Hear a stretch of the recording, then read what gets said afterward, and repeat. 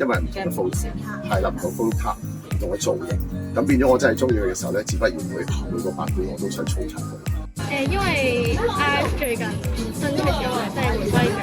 覺得佢今次個專輯特別靚嘅，佢啲配置都好靚。